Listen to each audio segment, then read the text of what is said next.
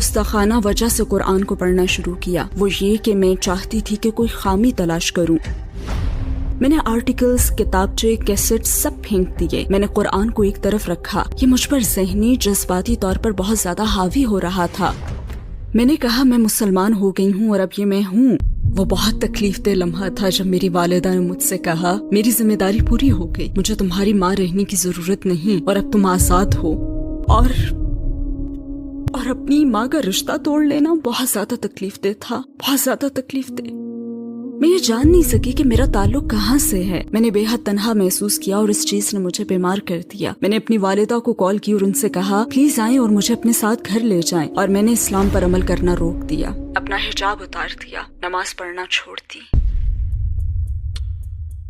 अस्सलामुअलैकुम सिस्टर आलिया उम्मे रयान, हमारी दावत कबूल करने का शुक्रिया। मेरा पहला सवाल ये है कि आलिया उम्मे रयान कौन है और क्या आप अपनी ज़िंदगी के बारे में हमें मुख्तसरन बता सकती हैं? वालेकुम अस्सलाम व रहमतुल्लाह। सबसे पहले तो मुझे ये मौका देने का बहुत शुक्रिया। मैं ईस्ट लंदन में पैदा हुई और वहीं पली बड़ी। मेरे एरिया में मुसलमानों की तादाद ज्यादा थी। यहाँ बांग्लादेशी मुसलमान ज्यादा थे, लिहाजा मुसलमानों से मेरा काफी वास्ता पड़ता था। मेरा ताल्लुक मिक्स्ड नस्ल से है। मेरी वालिदा इटालियन है और मेरे वालिद वेस्ट अफ्रीकी नाइजेरियन हैं। लेकिन जब भी मुझसे ये सवाल किया जाता है तो मैं ये सोचती हूँ कि आलिया एक ऐसी रूह है जो अल्लाह सुब्हानहू व तआला की तरफ सफर करना चाहती है। ईमान के लिहाज से आपकी जिंदगी कैसी थी? आपका किस पर ईमान था? मेरी परवरिश बतौर ईसाई हुई थी। टीन एज में मुझ में ईसाइयत का नया तस्वर उभरा। खुदा पर तो मेरा हमेशा ईमान था। मेरी वालिदा ने मेरी परवरिश इस तरह से की कि मुझे जिंदगी, उसके मकसद और दुनिया के बारे में तजस्सुस की तरगीब मिली। अगरचे मुझ में ईसाइयत का नया तस्वर उभरा था, लेकिन अंदर जैसे एक खला था, मुझ में एतराज़ात पैदा हुए। मैंने बहुत ही कम उम्री में ईसाइयत के बुनियादी अकायद पर एतराज़ किया और शायद जज्बाती और रूहानी तौर पर इस अकीदे पर यकीन के बावजूद अक्ली तौर पर मुझे पसंद नहीं आया। लिहाजा आखिर में मैंने इसे छोड़ दिया। मेरे वालिद का बैकग्राउंड बहुत ज्यादा दिलचस्प था क्योंकि वो पैदाइशी मुसलमान थे। मेरे दादा मुसलमान थे और मेरी पैदाइश से बहुत पहले जब मेरे दादा का इंतकाल हुआ तो मेरे वालिद ने इस्लाम छोड़ दिया और जब वो लंदन में मेरी वालिदा से मिले तो उस वक्त वो मुसलमान नहीं थे। लिहाजा मेरी परवरिश कभी भी इस्लाम पर नहीं हुई। इस्लाम किसी सूरत में मौजूद नहीं था, वो मुसलमान नहीं रहे थे। किस चीज के बायस आपने अपने अकायद पर सवालात उठाए? मुझे अपनी वालिदा के साथ चर्च जाना याद है। मैं चर्च जाया करती थी और रूहानी और जज्बाती तौर पर इससे बहुत ज्यादा इत्मीनान मिलता था, लेकिन मेरे जहन में सवालात थे। मैं उनके खुदा के कॉन्सेप्ट को समझ नहीं सकी। मैं समझ नहीं सकी कि नाउस बिल्ला वो कैसे एक इंसान की इबादत कर सकते हैं। वो एक इंसान थे, मेरी ही तरह के एक इंसान, और मैं अक्ली और ज़हनी तौर पर ये बात नहीं समझ सकी कि मैं नाउस बिल्ला कैसे किसी दूसरे इंसान की इबादत कर सकती हूँ। लिहाजा मैंने इस पर एतराज किया और मुझे याद है कि एक दिन मैंने चर्च के पादरी से बात की। मैंने उनसे यही सवाल किया और उनका जवाब था बस ईमान रखो। और यही वो लम्हा था जब मैं जान गई कि ये मेरे लिए नहीं है। आपने पहली मर्तबा इस्लाम के मुतालिक कब सुना? मैं इस सवाल का जवाब देने के लिए आपको अपने बचपन के बिल्कुल इब्तदाई दिनों में ले चलती हूँ। मेरे एरिया में मुसलमान ज्यादा थे। ये बांग्लादेशी एरिया था और मेरी रिहाइश के सामने अब मैं फर्स्ट फ्लोर पर रहती थी। मेरी उम्र तकरीबन 8 साल थी। मैं लिविंग रूम की खिड़की के पास जाती और खिड़की की दहलीज पर झुक जाती थी, जहाँ से मुझे अपने घर के सामने सड़क का ग्राउंड फ्लोर नजर आता था। वहाँ आरसी तौर पर बनाई गई एक मस्जिद थी। उस वक्त दरअसल वो एक कंटेनर था, लेकिन मैं जहाँ से झुककर देखती थी वहाँ से मुझे उस मस्जिद में नमाज का एरिया नजर आता था और मुझे ये बड़ा दिलकश लगता था। मैं उन्हें अंदर जाते और झुकते और सजदा करते हुए देखती थी। बचपन में मुझे ये सब देखना बहुत अच्छा लगता था। मैं ये सब देखने के लिए दिन में चंद बार दौड़कर खिड़की के पास जाती। उसी उम्र में बदकिस्मती से घर में हालात बहुत बुरे थे। मेरे वालिदैन मुसलसल झगड़ते रहते थे। उनमें हमआंगी नहीं थी, उनमें मुसलसल बहस और झगड़ा ही जारी रहता था। और मुझे वो दिन याद है जब मेरी वालिदा और वालिद के दरमियान बहुत सख्त झगड़ा हुआ और मैं अपने बेडरूम में भागी। मेरी उम्र तकरीबन 8 साल थी। बेडरूम में जाते हुए मैंने अपनी वालिदा की शॉल ले ली। वो एक खूबसूरत एशियन शॉल थी जो उनकी एक पाकिस्तानी कॉलीग ने गिफ्ट की थी, दफ्तर की कॉलीग ने। मैंने वो शॉल ली और उससे जमीन पर फेंका। फिर मैंने सजदा किया और खुदा से कहा, मुझे खुदा से ये कहना याद है कि इन्हें रोक दें, इन्हें झगड़ने से रोक दें। लेकिन उस वक्त मैं बहुत छोटी थी। मुझे ठीक से मालूम नहीं था कि मैं कर क्या रही हूँ। बस जो कुछ मस्जिद में देखा था उसी की मैं नकल कर रही थी। اور مجھے محسوس ہوا کہ خدا میری بات سنے گا. اس وقت مجھے ایسا محسوس ہوا تھا کیونکہ یہ ایسا انداز تھا جو خدا سے قریب کرتا تھا.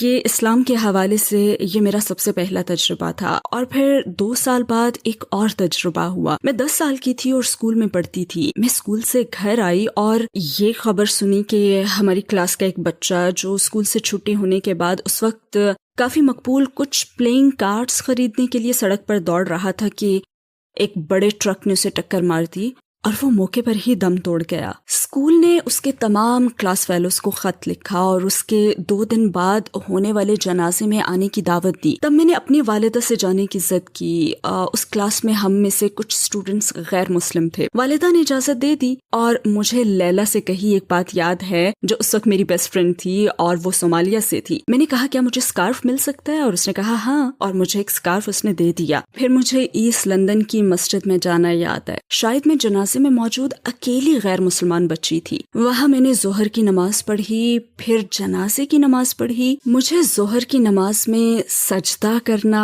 اور خدا سے نزدیکی کا وہ احساس پانا یاد ہے جو 2 سال پہلے سجدہ کرتے ہوئے مجھ میں پیدا ہوا تھا اور یہ اسلام کے حوالے سے میرا دوسرا تجربہ تھا. اس بات نے آپ کو اسلام سے قریب کرنا شروع کیا؟ گھر میں حالات بدتر ہو گئے بلکہ بدترین. گھر میں بے پناہ ڈومیسٹک وائلنس تھا. میں اس کا جذباتی اور ذہنی اثر لے رہی تھی اور سبحان اللہ پھر اللہ نے ایک بچی کو مجھ سے ملا دیا. وہ سیکنڈری اسکول میں میری کلاس فیلو تھی اور کلاس کی تمام مسلمان لڑکیوں میں سے صرف وہی اسلامی تعلیمات پر عمل کرتی تھی. باقی لڑکیاں بہت کلچرل تھیں لیکن وہ اسلام پر بہت زیادہ عمل کرنے والی تھی اور وہ بھی گھر میں میری طرح ہی کے تجربے سے گزر رہی تھی. لیکن اس کے والدین کے درمیان معاملہ میرے مقابلے میں کہیں زیادہ خراب تھا. اس کی والدہ سبحان اللہ گھریلو تشدد کا شکار تھی. انہیں روزانہ مارا جاتا تھا اور اس کے باوجود وہ پرسکون تھی, وہ امن میں تھی. اور مجھے اس سے یہ کہنا یاد ہے کہ تمہارے گھر کے حالات مجھ سے کہیں زیادہ برے ہیں, میں ٹوٹ کر بکھر رہی ہوں لیکن تم سکون میں ہو. یہ سب کیسے ہے؟ تم یہ سب کیسے برداشت کر رہی ہو کیونکہ میں تو اس کا بہت زیادہ اثر لے رہی ہوں. تب اس نے کہا تھا کہ یہ میرا ایمان ہے جو مجھے اس پریشانی سے نکالتا ہے. تب ظاہر ہے میں مسلمانوں کو جانتی اور سمجھتی تھی لیکن یہ احساس بھی تھا کہ اسلام بہت بیکورڈ مذہب ہے اور مجھے اپنی اس فرینڈ سے بہت زیادہ لگاؤ ہو گیا تھا. ہم بہت ہی گہری سہیلیاں بن گئی حالانکہ ہم بالکل مختلف تھیں. مطلب میں بہت خود سر اور کریزی تھی اور لوگوں میں مقبول اور وہ ماشاءاللہ ایک عملی مسلمان تھی. پھر بھی ہم بہت گہری فرینڈز بن گئیں. پھر میں نے اسلام پر غور کرنا شروع کر دیا, آرٹیکلز پڑھنا شروع کیے. اس وقت ٹیپ والی کیسٹس چلتی تھیں. میں نے قرآن کو پڑھنا شروع کیا صرف ایک گستاخانہ وجہ سے, وہ یہ کہ میں چاہتی تھی کہ اسے بچانے کے لیے اس عقیدے میں کوئی خامی تلاش کروں کیونکہ میں سمجھتی تھی کہ حجاب غلط ہے.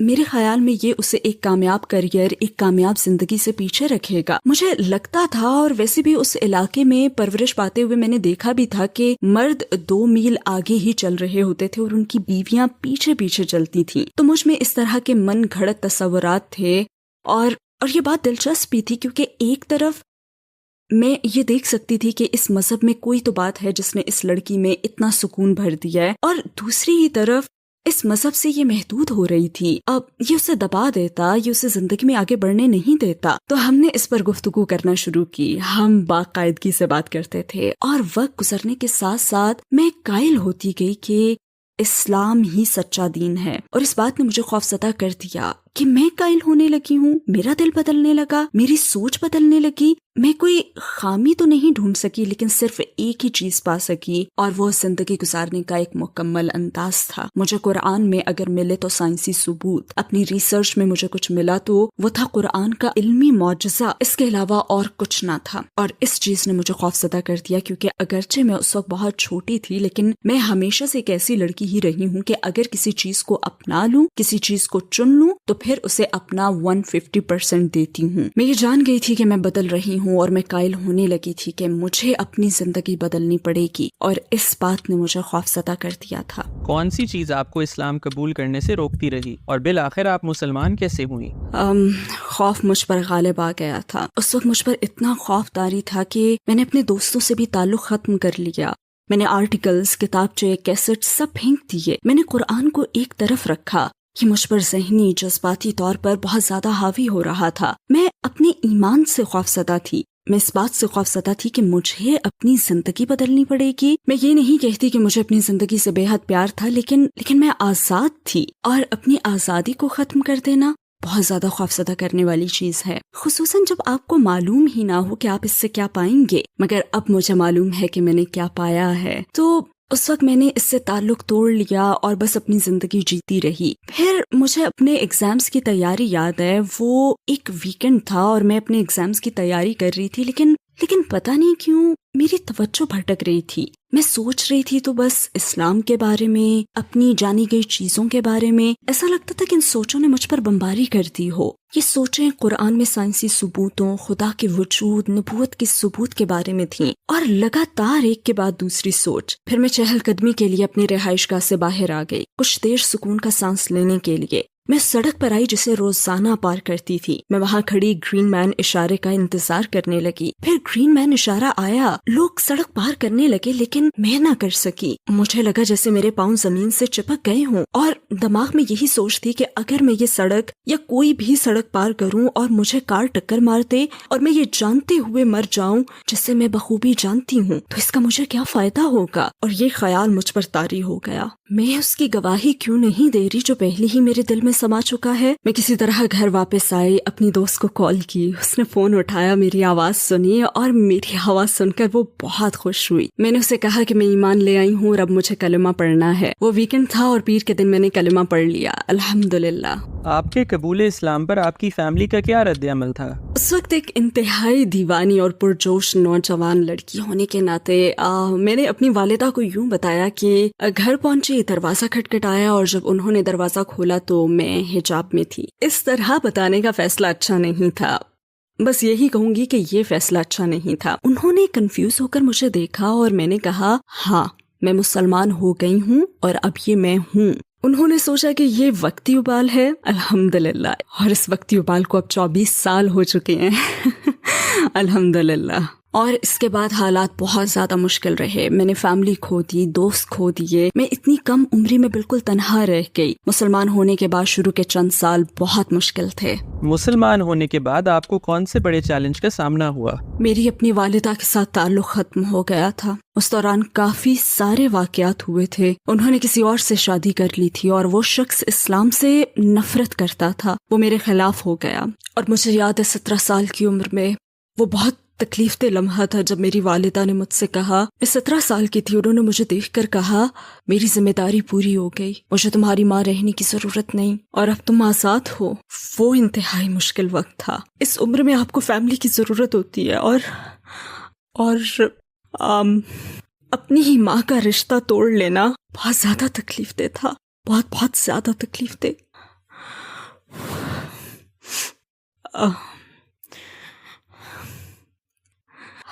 وہ واقعی بہت مشکل تھا. اور پھر اس کے بعد کسی کی مدد کے بغیر خود اپنا خیال رکھنا، اتنی کم عمری میں جاب تلاش کرنا، تنہا رہنا، اور اس وقت میں ایسی بے شمار دوسری مشکلات سے میں گزری جو بالکل ذاتی نوعیت کی تھیں، اور فیملی کی سپورٹ کے بغیر یہ سب انتہائی مشکل تھا. میں تنہا جی رہی تھی. میں نے ایک مخصوص گروپ کے ذریعے اسلام قبول کیا تھا، ایک اسلامی گروپ کے ذریعے، جسے بعد میں نے چھوڑ دیا. اور پھر میں بالآخر دوسری انتہا پر چلی گئی. یوں ایک انتہا سے دوسری انتہا پر جاتی رہی. اگرچہ یہ سب کچھ میری فیملی کے ساتھ ہو رہا تھا، لیکن میں نہ جان سکی کہ میرا تعلق کہاں سے ہے. اور میں نئی بھی تھی. مذہب کی منتقلی، شناخت کے مسائل جن سے آپ بطور نو مسلم گزرتے ہیں، تو مجھے اپنی فیملی نے قبول نہیں کیا. بس ایک اسلامی گروپ سے دوسرے اسلامی گروپ میں گئی، دونوں طرح کی انتہاؤں کے درمیان ڈولتی رہی، لیکن میں یہ نہیں جان سکی کہ میرا تعلق کہاں سے ہے. میں بے پناہ تنہائی کا شکار تھی اور اس نے مجھے بیمار کر دیا. پھر میں نے ہسپتال سے اپنی والدہ کو کال کی اور ان سے کہا کہ پلیز آئیں اور مجھے اپنے ساتھ گھر لے جائیں. میں نے اسلام پر عمل کرنا بھی روک دیا، اپنا حجاب اتار دیا، نماز پڑھنا چھوڑ دی. میں نے مسلم کمیونٹی سے خود کو دور کر لیا. لیکن میں تب بھی اپنے ایمان پر قائم تھی، اور شاید اس کی وجہ یہ تھی کہ میں عقلی طور پر قائل ہونے کے بعد مسلمان ہوئی تھی، اور اس کی وجہ بس یہی تھی کہ وہ آزمائشیں میری برداشت سے باہر ہو گئی تھیں. آپ نے اسلام پر دوبارہ عمل کیسے شروع کیا؟ अस्सलाम वालेकुम भाई और बहनों, हमें अंदाजा है कि इस वीडियो समेत हमारे 80% नाजरीन हमारे चैनल पर सब्सक्राइब नहीं हैं। जैसा कि आप जानते हैं, हम एक फलाही तंजीम है और हमारी वीडियोस पर इश्तिहारात गैर फाल हैं। टुवर्ड्स इटर्निटी सिर्फ एक यूट्यूब चैनल ही नहीं बल्कि एक मदरसा भी है। यहाँ हम खुद को और नौजवानों को इस्लामी तालीम से आरास्ता करने की कोशिश करते हैं। लिहाजा हमारे इस मुतालबे का वाहिद मकसद हक को फैलाना है। हो सकता है ये बज़ाहिर एक छोटा सा अमल लगे, लेकिन इंशाअल्लाह ये हमें लाखों लोगों तक पहुँचने में मदद देगा। आइए अब लाइक और सब्सक्राइब के बटन पर क्लिक करें और साथ मिलकर टुवर्ड्स इटर्निटी का सफर करें। आपने इस्लाम पर दोबारा अमल कैसे शुरू किया? मुझे बिलाखिर जॉब मिल गई और दोबारा घर छोड़ दिया। मैं अपनी जिंदगी के दिन रात गुजारती रही। आखिर मैं आजाद थी। मुझे उन तमाम मसाइल से नहीं निमटना पड़ा जिनका मुझे बतौर नौ मुस्लिम सामना था, लेकिन जैसे मुझ में एक खला था, एक खालीपन था और हमेशा ऐसे लगता था जैसे किसी चीज की कमी है। और फिर इसी तरह मैंने 2 साल गुजार दिए, मगर फिर ये खालीपन हद से बढ़ गया और मुझे इसकी वजह मालूम थी, क्योंकि मैं ऐसी जिंदगी गुजार रही थी जो मेरे ईमान से हम आहंग नहीं थी। लिहाजा मैंने आहिस्ता आहिस्ता इस्लाम की तरफ वापस आना शुरू किया। और मुझे याद है, लोग कहते हैं कि कलेमा पढ़ना उनकी जिंदगी का सबसे खूबसूरत लम्हा था, लेकिन अल्लाह से दोबारा रिश्ता जोड़ना और इस्लाम की तरफ दोबारा आना किसी ग्रुप के दबाव के बगैर या किसी के ये कहे बगैर कि तुम्हें ये सब करना पड़ेगा, ये हलाल है, ये हराम है, तुम ये काम गलत कर रही हो, नहीं, फितरी तौर पर इस्लाम की तरफ पलटना, अपने और अपने रब के दरमियान दोबारा से सफर तय करना, ये वाकई खूबसूरत, इंतहाई मीठा एहसास था। मुझे याद है कि मैं हर रोज कुरान का एक सफ़ा इंग्लिश में पढ़ती थी।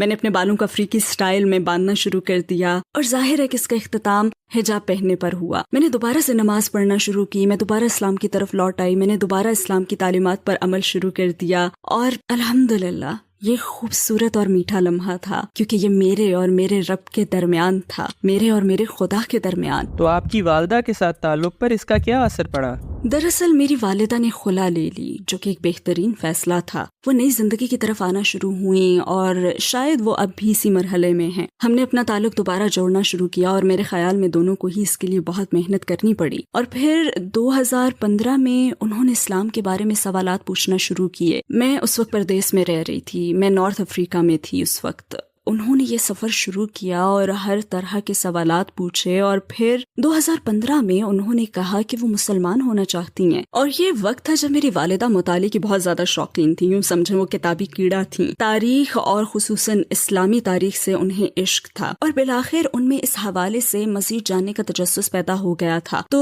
2015 में उन्होंने कह दिया कि वो मुसलमान होना चाहती हैं और बिलाखिर कलिमा पढ़ लिया। इसके कुछ ही अरसे के बाद उन्होंने कहा कि वो ईमान बरकरार नहीं रख सकती और शायद इसकी वजह उनकी उम्र थी, शायद इसलिए कि उनके आसपास मुसलमान नहीं थे और मैं भी उनसे बहुत दूर रह रही थी। और आखिर उन्होंने फिर दीन छोड़ दिया। फिर 2021 में उन्होंने कुछ यूट्यूब वीडियोस देखना शुरू की। वो मुझसे बात करती और बताती मुझे कि आयशा प्राइम नामी इस औरत की कुछ वीडियोस मिली हैं। मैं उस वक्त उन्हें नहीं जानती थी, तो मैंने फौरन रिसर्च शुरू की तो पता चला कि वो एक अमरीकी बहन है। इससे फिर मेरी वालिदा शेख खालिद यासीन की वीडियोस देखने लगी। उन्होंने मुझसे बात की तो वो बेहद पुरजोश थी। कहने लगी, मुझे ये शख्स मिला है, मुझे नहीं पता वो कौन है, मगर वो मेरे दिल की बातें करता है, इसके पास बहुत इल्म है, ये तारीख को समझता है। और जैसे आपको बताया कि वो खुद भी तारीख की दीवानी थी, तो फिर वो शेख खालिद यासीन की एक के बाद दूसरी वीडियोस देखने लगी। वो मुझे कॉल करती और बताती कि मैंने ये सीखा है, शेख ने हजरत ईसा अलैहिस्सलाम के बारे में एक सीरीज बनाई थी, हिस्टोरिकल जीसस मेरे ख्याल में उसका नाम था। वो उन्हें इंतहाई दिलचस्प लगी और वो मुसलसल उनकी वीडियोस देखती रहती और मुझे बताती और मैं कुछ न कहती। मैंने सोचा कि पता नहीं यहाँ क्या हो रहा है, लेकिन कुछ बदल रहा है। मैं बस सवालात के जवाबात दे देती, मैं अपनी राय नहीं देती थी, मैं बस उन्हें अपने पास आने देती। वो कहा करती कि ये शख्स कमाल का है। लिहाजा मैंने उनकी तलाश की जिम्मेदारी ली और एक पैगाम भेजा, अपने जानने वालों के नाम एक पैगाम, जिसमें लिखा कि क्या किसी के पास खालिद यासीन से राब्ते की तफसीलात हैं। और किसी ने मुझे उनके फेसबुक पेज का एड्रेस दिया जहां उनका नंबर और ईमेल एड्रेस मौजूद है। मैंने उन्हें ईमेल की और उन्हें पूरा मामला बताया और उन्हें बताया कि मेरी वालिदा ने आपकी वीडियोस देखी हैं, उनका माजी ये है, हमारे साथ ये सब हुआ है, मैं नौ मुस्लिम हूँ। और मैंने उन्हें अपनी पूरी कहानी सुनाई और कहा कि मैं जानती हूँ कि आप बहुत ज्यादा मसरूफ होंगे, लेकिन क्या किसी तरह से ये मुमकिन है कि आप मेरी वालिदा से बात कर सकें। और मैंने ईमेल भेज दी। चूँकि खालिद यासीन एक मसरूफ आदमी है, इसलिए मेरा ख्याल था कि मेरी ईमेल शायद उनके इनबॉक्स में नहीं जाएगी, बल्कि हो सकता है कि उनके स्पैम या जंक में चली जाए। लेकिन 20 मिनट बाद بعد انہوں نے مجھے ای میل کا جواب دے دیا اور کہا کہ یہ ان کے لیے ایک احساس ہوگا، چلیں بات کرتے ہیں۔ تو ہم نے بات کی اور میں نے انہیں کہانی سنائی۔ میں نے انہیں اپنی والدہ کے بارے میں بتایا، میں نے انہیں ہر وہ بات بتائی جس سے وہ گزر رہی تھی، میں نے انہیں ان کی نئی طرح کی دریافت کے بارے میں بتایا اور ان سوالات کے بارے میں بھی جو وہ پوچھتی رہی تھیں اور وہ چیزیں جو وہ مجھے بتاتی تھیں۔ انہیں حضور صلی اللہ علیہ وسلم سے محبت ہو گئی تھی، انہیں چیزیں سمجھ آ رہی تھیں، ہم آہنگ ہو رہی تھیں، وہ پہلے جیسی نہیں رہی تھیں بلکہ وہ واقعی اسلام پر یقین رکھتی تھی۔ اور شیخ نے مجھ سے ایک سوال پوچھا، انہوں نے کہا کہ آپ کی والدہ کا کیا نام ہے؟ میں نے جواب دیا میری والدہ کا اٹالین نیم جوزفینا ہے لیکن یورپی انداز میں یہ جوزفین ہے۔ انہوں نے کہا میری والدہ کا نام بھی جوزفین ہے، ان کی عمر 90 سال سے زیادہ ہے اور وہ انتقال کے قریب ہیں۔ انہوں نے مجھ سے کہا کہ آپ کی والدہ جوزفین ایمانی سفر پر ہیں اور میری والدہ میری جوزفین موت کے سفر پر۔ انہوں نے کہا کہ ہم ایسے کریں گے کہ آپ ان سے کہیں۔ میں نے سوچا کہ میں ان کی آپ سے کیسے بات کرواؤں، میں چاہتی تھی کہ وہ خود بات کریں، لیکن انہوں نے مجھ سے کہا کہ اگرچہ وہ میری ویڈیوز پسند کرتی ہیں لیکن ہو سکتا ہے کہ وہ مجھ سے بات نہ کرنا چاہیں، بس انہیں کہہ دیں کہ کوئی آپ سے آپ کی ریسرچ، آپ کی اسلامی ریسرچ کے سفر کے بارے میں بات کرنا چاہتا ہے، لیکن انہیں یہ نہ بتائیں کہ یہ میں ہوں اور اس کے بعد میں سنبھال لوں گا۔ تو میں ان کے پاس گئی اور کہا کہ ایک شخص ہیں جو ریسرچر ہیں، وہ بس آپ سے کچھ سوالات پوچھنا چاہتے ہیں، کیا آپ انہیں جواب دینا چاہیں گی؟ انہوں نے کہا ہاں کیوں نہیں۔ میں نے ان سے کہا ویسے امی میری ان سے بات چیت کے دوران انہوں نے مجھے عربی میں آپ کے نام کا مطلب بتایا۔ انہوں نے جواب دیا نہیں۔ میں نے کہا کیوں؟ انہوں نے بتایا کہ آج صبح ہی میری اپنی کالیگ سے بات ہو رہی تھی جو عبرانی ہے اور عربی پڑھ رہا ہے۔ میں نے اس سے کہا کیا تمہیں میرے نام کا عربی مطلب پتا ہے؟ تو اس نے کہا کہ میں بتاؤں گا۔ اور تم کہہ رہی ہو کہ وہ مطلب بتا رہا تھا؟ کہنے لگی کہ نہیں یہ ہو ہی نہیں سکتا۔ خیر پھر ان کی بات چیت ہوئی، میں زوم میٹنگ میں ہی تھی اور میں نے اسے ریکارڈ کر لیا تھا۔ اور شیخ نے جس طرح اس معاملے پر بات کی، اللہ انہیں جزا عطا فرمائے آمین۔ ان کی آپس میں بات چیت ہو رہی تھی لیکن کسی وجہ سے وہ ان کی آواز نہ پہچان سکی۔ وہ ان سے بس سوالات پوچھ رہے تھے اور کہلوانا چاہتے تھے کہ وہ کس پر ایمان رکھتی ہیں۔ پھر وہ کسی حد تک ان سے یہ کہلوانے میں کامیاب ہو گئے۔ انہوں نے کہا کہ ان کا ایمان ہے کہ خدا ایک ہے اور محمد صلی اللہ علیہ وسلم اس کے آخری نبی ہیں۔ انہوں نے یہ بات ویڈیو میں کہی اور میٹنگ کے بعد شیخ نے ان سے پوچھا کہ آپ کو معلوم ہے کہ اسکائی کا کیا مطلب ہے؟ انہوں نے کہا نہیں۔ انہوں نے بتایا کہ اس کا مطلب ہے شیخ خالد یاسین۔ انہوں نے سنا نہیں اور شیخ نے اپنی بات دہرائی۔ والدہ کہنے لگی نہیں آپ نہیں ہیں، اور انہوں نے کہا کہ میں ہی ہوں۔ انہوں نے کہا نہیں اگر مجھے معلوم ہوتا کہ یہ آپ ہیں تو میں اور بھی زیادہ اور خیر آگے وہ کچھ بھی کہنا چاہتی ہوں۔ اس کے بعد ان کے 2 مزید زوم سیشنز ہوئے اور آخرکار انہوں نے دوبارہ کلمہ پڑھ لیا الحمدللہ۔ کیا مسلمان ہونے اور حجاب پہننے سے آپ کی آزادی چھن گئی ہے؟ اسلام قبول کرنے کے بعد مجھے میری آزادی مل گئی ہے، کیونکہ آزادی لوگوں کی کھڑی کی گئی رکاوٹوں کو دور کرنے کا نام ہے۔ جب آپ پوری طرح سے اپنے خالق سے اور اپنے مقصد سے جڑ جاتے ہیں تو آپ دوسروں کے لیے نہیں بلکہ اس کے لیے جیتے ہیں، اور یہی حقیقی آزادی ہے۔ ٹھیک ہے میں اب حجاب پہن رہی ہوں اور مجھے اپنے رب کے کچھ خاص احکام کو بھی ماننا پڑتا ہے، لیکن میں آزاد ہوں کیونکہ میرے فیصلے، میری پسند ناپسند، کہاں جانا ہے، کیا کرنا ہے اور کیا نہیں کرنا، یہ سب کچھ میرے خالق و مالک کے لیے ہے، یہ ان لوگوں کے لیے نہیں جو میری طرح زندگی کے سفر پر ہیں۔ تو ہاں میں آزاد ہوں۔ لیکن کچھ غیر مسلم کہتے ہیں نہیں تم خود کو دھوکہ دے رہی ہو، آزاد تو ہم ہیں۔ نہیں، کیونکہ وہ کسی نہ کسی چیز کے غلام ہیں۔ کوئی طاقت ہم سے سارے کام کرواتی ہے، ہر کام کے پیچھے کوئی مقصد ہوتا ہے۔ ہم سب صبح بستر کیوں چھوڑتے ہیں؟ اس کی وجہ فیملی ہو سکتی ہے، جاب ہو سکتی ہے، اس کی وجہ دولت کی ہوس ہو سکتی ہے، ہماری کوئی بھی خواہشات ہو سکتی ہیں، لیکن ہم سب کسی نہ کسی چیز کے غلام ہیں۔ لیکن میں ایک ایسی ذات کی غلام بننا چاہوں گی جو پرفیکٹ ہے، جس کے پاس سے میں آئی ہوں اور جس کے پاس دوبارہ جانا ہے، بجائے کسی ختم ہو جانے والی چیز کا غلام بننے کے جیسے کہ میں ایک دن ختم ہو جاؤں گی۔ کبھی میرا بھی خیال تھا کہ اسلام عورتوں کو دباتا، محدود کرتا ہے، لیکن مجھے محسوس ہوا کہ دراصل اسلام کلچر کے اثر سے پاک، خالص اسلام اپنی خالص ترین شکل میں عورت کی شان اتنی خوبصورتی سے قائم کرتا ہے کہ عورت ہونا فخر بن جاتا ہے۔